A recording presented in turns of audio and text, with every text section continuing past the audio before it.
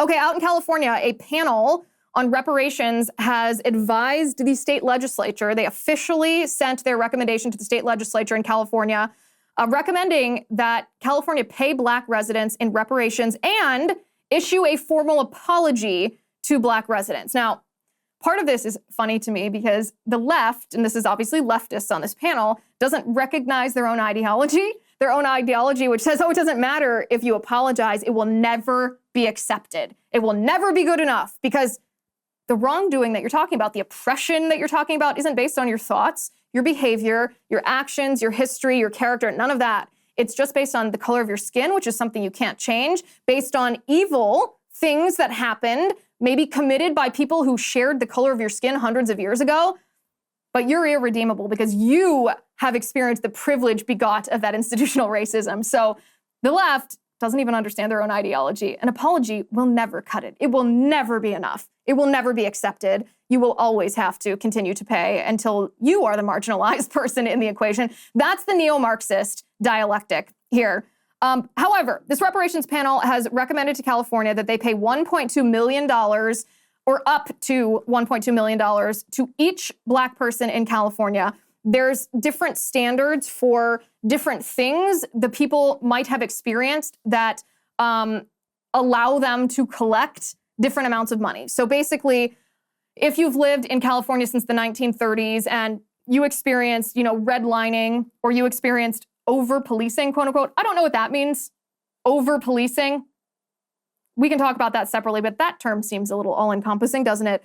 Or mass incarceration. If you or someone you are related to suffered from mass incarceration, again, what are the elements of that? What are the standards of that? Is that just this Black Lives Matter narrative that there's a disproportionate percentage of Black people that are put in jail, assuming that it's based on the color of their skin versus the crimes that they commit? Anyway, if you have experienced or tangentially experienced any of these things, then you get to, you qualify for different amounts of money. And if you're, say, like a 70-year-old in California who's lived in California all their life, then you could be eligible for up to $1.2 million. The ironic part is that slavery was never legal in the state of California, ever.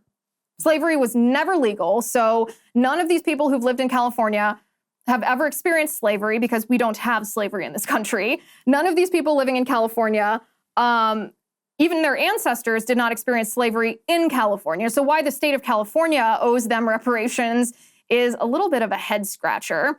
The panel justifies their recommendation for reparations based on the fact that the Fugitive Slave Act was not prohibited in California when it was a thing, century or like so far back that none of the people in California even tangentially experienced the effects of that. This is obviously ridiculous, but beyond being ridiculous, it is socialism. This is redistribution of wealth because there's no limiting principle on this, right? If Black people who were never enslaved, Black people who live in a state that never had slavery, regardless of the fact that this was generations ago, if they qualify as so marginalized that it justifies the government giving them my money, for example, why don't I qualify? Why don't I qualify as a woman?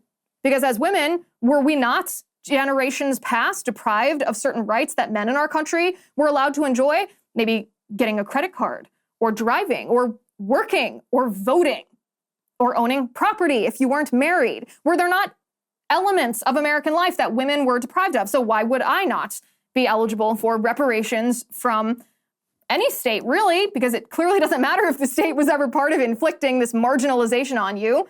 And where does this end? It's not just women. What about gay people?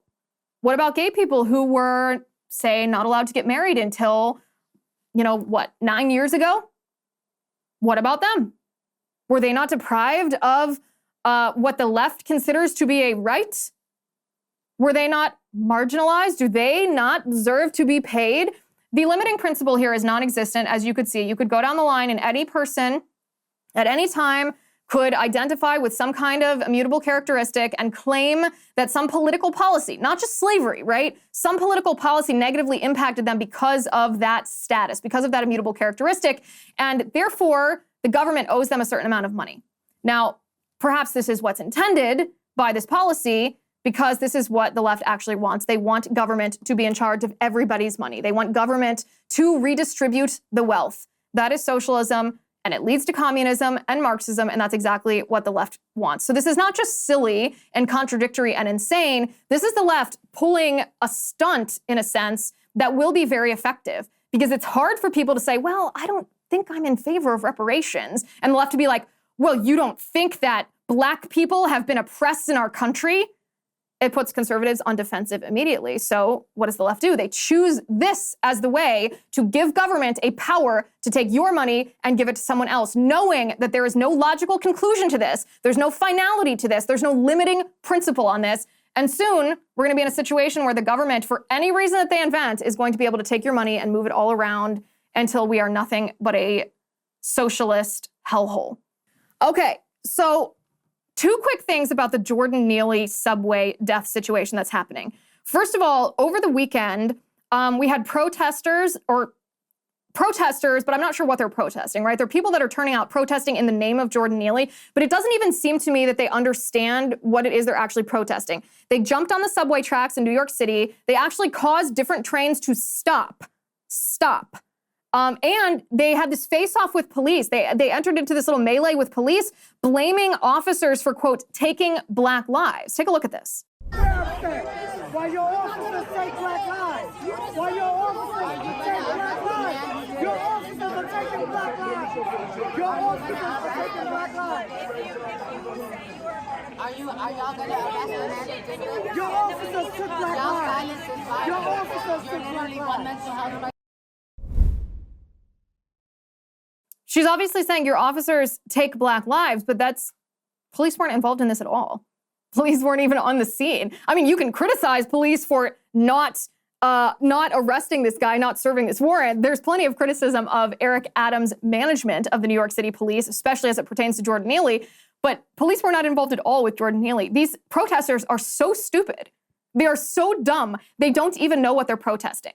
They are brainwashed by the Black Lives Matter cult. They are completely blanket dumb in their minds.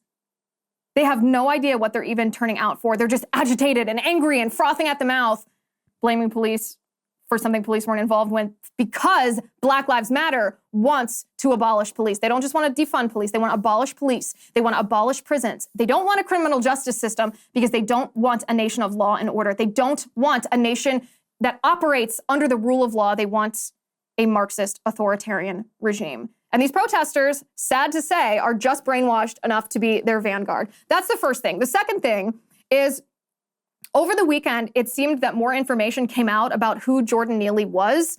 We know that the left was portraying him as being this Michael Jackson impersonator who just liked to entertain people on the subway. That video, by the way, that went around was from like 10 years ago. We also know that since then, since about 2013, Jordan Neely had been arrested over 40 times. That's very interesting and pertinent to this story, but it seems to me, this is a thought I had when I was watching these protesters block the subway. It seems to me that conservatives lose the narrative on these situations because the left is still far superior at the narrative storytelling. Hi guys, it's Liz Wheeler. Don't forget to watch my show, The Liz Wheeler Show, every night at 7 p.m. on the First TV. You can download the free First TV app, or you can visit thefirsttv.com/Liz and start watching today.